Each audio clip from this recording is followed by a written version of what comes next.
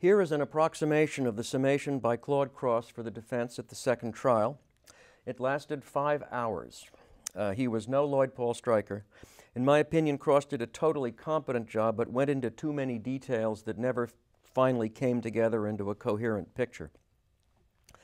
He said, "I told you in the beginning, ladies and gentlemen, that my client has always come forward when he had an opportunity to tell the facts, and that my client would, as he did at the first trial, as he did at the grand jury, he did at the House Committee, he would take the stand and answer every question asked him." Now, Chambers has told you of a long supposed trip with the Hisses from New York City to Long Eddy, Pennsylvania. That's about 100 miles. And Chambers said the trip occurred on June 16th, 1935. And he testified that they drove up in the Hisses' Plymouth. But the Hisses did not buy the Plymouth until September. The only car they had in June was the Model A Ford, which means if this happened at all, Chambers would have had to ride 100 miles in a rumble seat. Goodness knows Chambers would have remembered that if it had really happened. And Claude Cross made about a dozen of these tiny cuts in the fabric of the story that Chambers had told, and he hoped the collective effect of them would make to have the whole fabric come apart, or at least raise a reasonable doubt in the jury's mind. He described Hiss's conduct as that of an innocent man. He said, "Hiss volunteered that Chambers gave him a rug and offered to bring it into court. Is that the action of a man who's trying to conceal something? This very day it's lying on his floor. Did the prosecution ask that it be brought in here or identify it or anything like that? No." And Cross finally faced the elephant in the corner, the most difficult part of the Hiss defense, an explanation of how the spy documents got typed on the Hiss home typewriter. Did the Hisses want to get rid of the typewriter, to hide it or conceal it? If they had, they certainly wouldn't have given it to their colored maids' children with all the people coming in there and banging on it. How did Chambers know about that? How did he get it? He didn't do it himself. You can bet your life on that. He gets through Confederates. Anybody who can get through Confederates and steal secret documents from the State Department would not have much trouble locating a big office typewriter.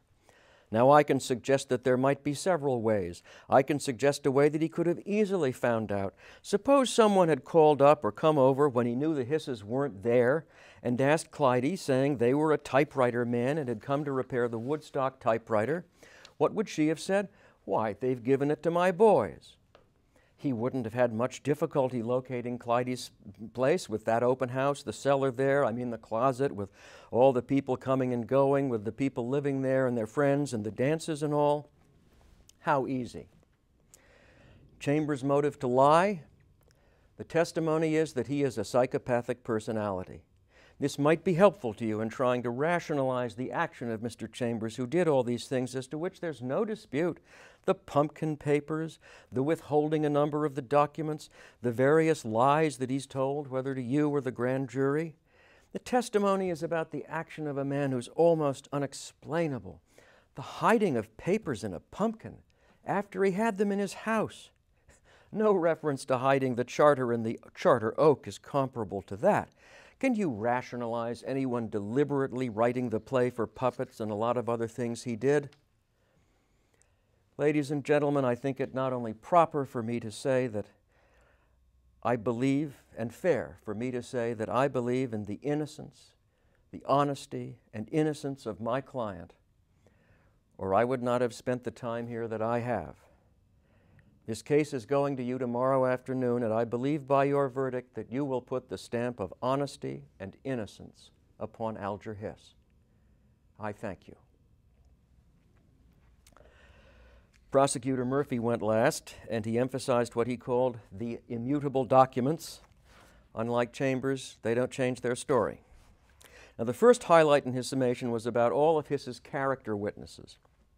The defendant has called 19 character witnesses, more than a third of all his witnesses, and they have testified to his reputation for integrity, loyalty, honesty, and veracity.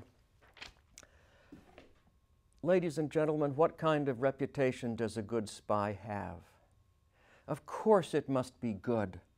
The fox barks not when he goes to steal the lamb. It has to be good. We are here on a search for truth.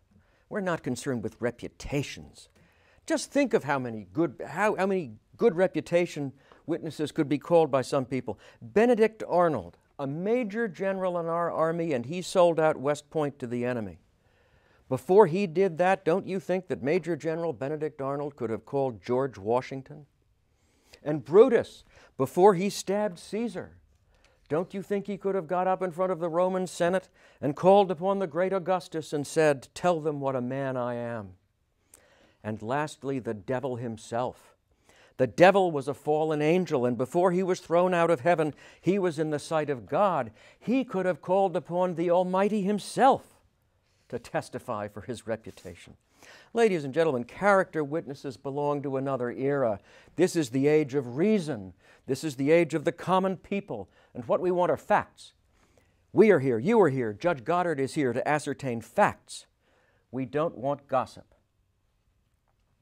Concerning possible misconduct by the FBI, maybe they'd been a little too rough on the Catlett kids, Murphy said to the jury, "If you think any bit of evidence in this case, any bit, material or immaterial, was manufactured, conceived, or suborned by the FBI, acquit this man."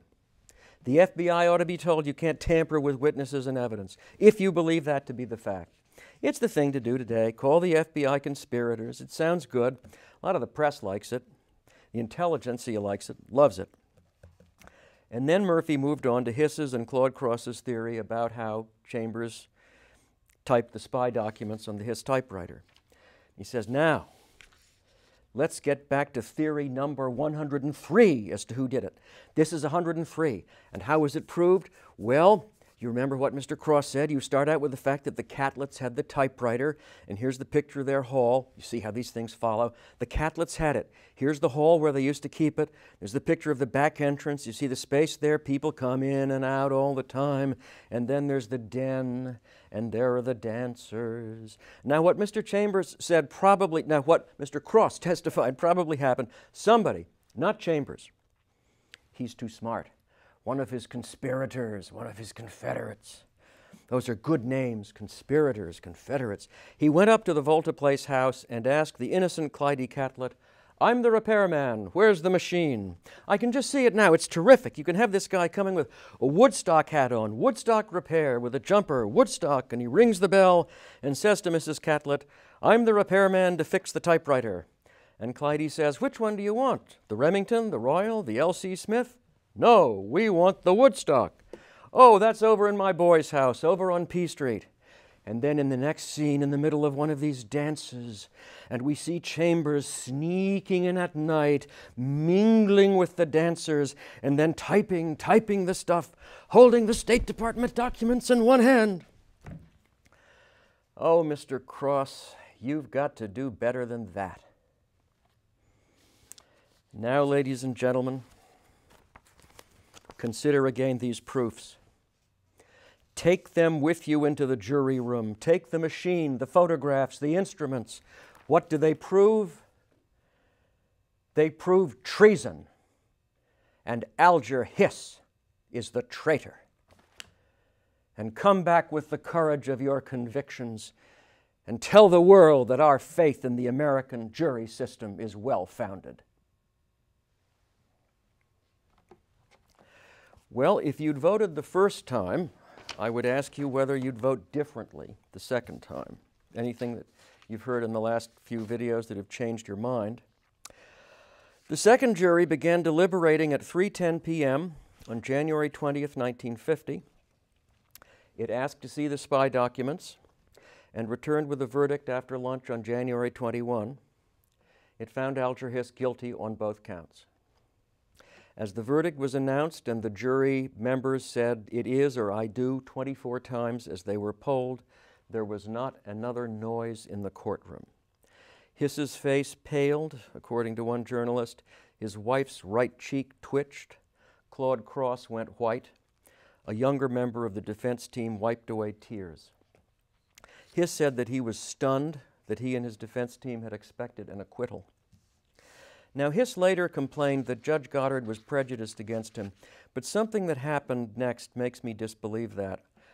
In the courtroom, Judge Goddard had to decide right then something very important, whether, given the jury verdict, Hiss should be taken into custody right then, handcuffed, taken to jail, or should be allowed to walk free pending sentencing and the outcome of any appeal. And Prosecutor Murphy was on his feet immediately asking that Hiss be taken into custody. And Judge Goddard said simply, "I think not." And he let Hiss go. I suspect Judge Goddard sensed the total ruin that had just descended upon the life of Alger Hiss. Time magazine wrote, "The courtroom emptied except for the lawyers. The chair in which Priscilla Hiss had sat presented a picture. There lay two slightly soiled white gloves. The right glove was clasping the left. They seemed to be the limp hands of someone long dead." Chambers was on his farm when he learned of the verdict. He learned of it from a phone call. After he heard the news, he put down the phone and left the room. He felt absolutely no satisfaction. 4 days later, it was time for sentencing. They did things quickly in those days. Claude Cross was fidgeting very nervously and kept going back and forth, and he asked Judge Goddard to spare Hiss any time in prison. He said, "Mr. Hiss is disgraced and broke. He has, in a sense, been in prison for 18 months. He said since 1939 he has served his country admirably." Perhaps a hint that he was a spy, but he wised up after the Nazi-Soviet pact. "So," said Cross, "any punishment further than what he has undergone is unnecessary for any effect upon the individual." And then Cross said, "I accept the verdict of the jury. That is our judicial system. But there are only 2 or 3 people who know the real facts. There will always be the lingering doubt which was manifested by the hung jury at the first trial. I have attempted to present all the facts at my command. I have done it, and I did not convince the jury." And he said with his head down and his hands trembling, "I feel I should tell Your Honor that I still believe in Alger Hiss." And Judge Goddard rebuffed Cross's swipe at the verdict, saying that the jury considered the case for 24 hours, doesn't seem to have arrived at any snap judgment, and the length of the deliberation indicates full consideration and conscientiousness. And then it was Prosecutor Murphy's turn. He was as quiet as Cross had been. He said, "This is not a time for a prosecutor to give a long speech, but I disagree strongly with Mr. Cross's attempt to put a cloud over the jury's verdict. The defendant has had 2 trials and excellent representation at both trials, and certainly by the time of the second trial, he knew the whole prosecution's case. And trials are how we find out things in this country, and to add some new air of mystery is not quite fair, I think." And Murphy recommended 2 5-year sentences, 1 for each count, to run concurrently. Hiss was then asked if he wanted to speak, and somebody said he was ashen-faced. This is what he said. "I would like to thank Your Honor for this opportunity again to deny the charges that have been made against me. I want only to add that I am confident that in the future, the full facts of how Whittaker Chambers was able to carry out forgery by typewriter will be disclosed." Judge Goddard, without elaboration, sentenced Hiss to the maximum, 5 years in prison on each count, the sentences to run concurrently. The Court of Appeals upheld Hiss's conviction in a ho-hum opinion in 1950, and the Supreme Court would not hear the case. In March 1951, 2.5 years after the first Huac hearing, Alger Hiss entered prison.